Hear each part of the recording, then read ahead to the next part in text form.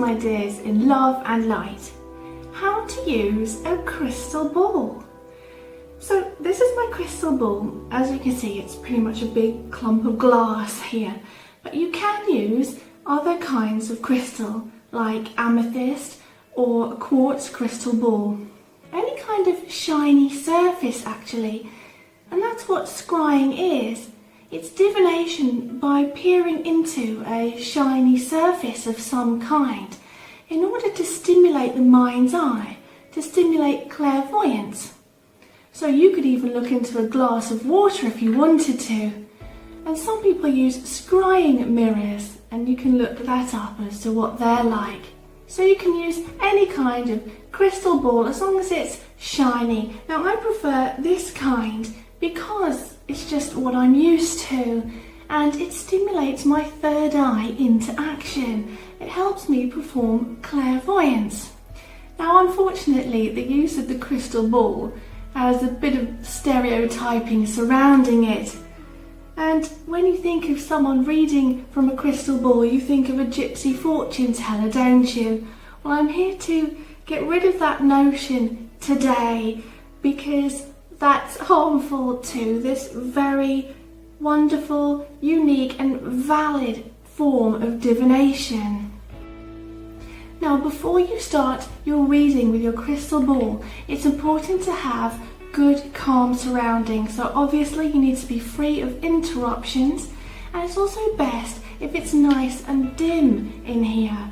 So here I have a dark table, but I use a little doily here underneath because that's just what I'm used to, but it's good to not have too many reflections. I've got my recording lights going on, but they wouldn't be here when I'm actually reading from my crystal ball. Now some people would have a candle behind them or a lamp, so that the glare isn't too much on the crystal ball. You're blocking out the glare. So that's what I'd normally do and have dim surroundings, because if you have lots of glare on your ball, you can mistake this for images and impressions coming through, but each to their own. So you might want to cleanse your surroundings. So ways to do this are perhaps do a bit of smudging, going around with some white sage, or I often just burn a incense stick of one of my favourite scents, because that tunes the energies in your surroundings to one vibration, especially if it's a rose or something very purifying like that. And sage is also good too in an incense stick. In addition to that, you can use sound or very gentle, quiet music to help tune the vibrations in the room. I often use my tincture bells to help tune the energies in a room, and it surprisingly makes you feel a bit better after doing that. When your energy is all haphazard and the energies in the room, they're not aligned. By performing a ringing of a bell or something like that, or a singing bowl, it helps to align those energies so that you're ready to perform your divination. Now it's also good to wash your ball from time to time, okay, just to cleanse the energies, and wash the ball before you begin. So you can give it a salt water bath or wash it in mineral water, but I just use tap water and it seems to work fine. Now we always start with meditation, because you need to have a calm mind to allow the subconscious to come through. This is so important, and people don't always realise this and get on with their scrying and various forms of divination without doing meditation first.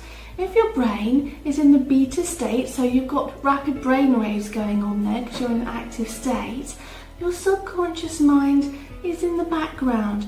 We want to remove the conscious mind so that the subconscious comes through. Your great, big, wonderful connection to the spirit world, your subconscious mind, and you use that, you connect to that through relaxation, i.e. meditation.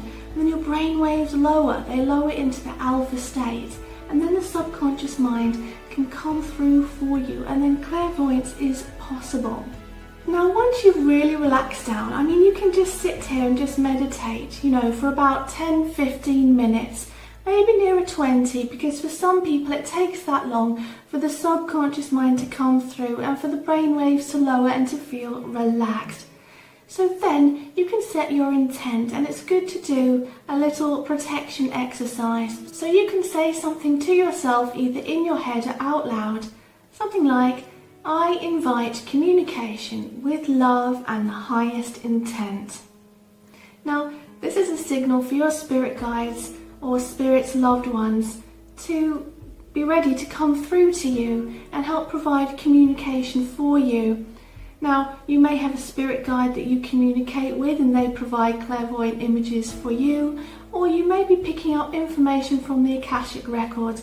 Whatever it is you're doing, wherever it is you're getting your information or communication from, it's good to set that intent in love and understanding and ask for protection too. I ask for protection from my angels or spirit guides or whatever it is, in order to have that communication, as I say, in love with the highest intent. Right, once you've done your meditation, you can get down to business, okay? So this is where we start to gaze into the crystal ball. Right, so you start to gaze into it, okay? Now this may take some time, and you may want to have a number of goes before you get the hang of it, okay? So you gaze into it, and after a while, your eyes become unfocused. Now this is the idea, because we're not using our eyes so much. We're using the subconscious mind, the clairvoyance, the mind's eye. And it's almost like we have this, it's like a screen where the image is reflected onto, but it's in the mind's eye, and this almost bounces it back into us. It's a aid for focusing this. That's why any shiny object can also do the same job. It aids in the focusing. You can also close your eyes and wait for clairvoyance to occur.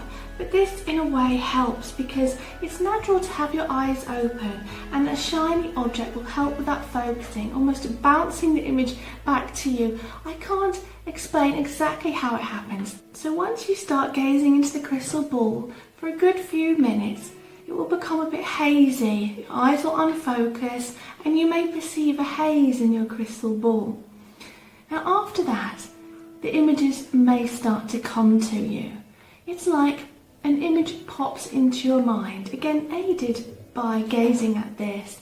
An image pops into your mind of something. It could be an event coming up, it could be something in the future, it could be a memory from the past, because that could hold meaning by reminding you of that. You draw meaning from it. Pay attention to what meaning you're drawing from these images that are appearing in your mind. Your mind is like a filing cabinet, and spirit look into this filing cabinet and look for the things that have meaning for you, and then pull it out and present it to you in your mind's eye. So intuitively feel, what information do I draw from that image? How does it make me feel? What does it remind me of? So if you suddenly have a memory presented to you, what does that memory mean to me? Was it a happy time? Was it a sad time? Do I need to watch out that that's going to happen again? Is that going to happen to someone else? If it was a vacation, for example, do I need to go on another vacation, a similar one, to feel better in life? Use your intuition, how you feel about these clairvoyant images coming through. So also use your sense of knowing with it. This is an aid to clairvoyance, but at the same time, you can use your claircognizance and your clairaudience or whatever else comes through for you. Okay, as the images start to come through, try not to get excited or anything like that, because then it distracts from the process and the images might fade away, okay?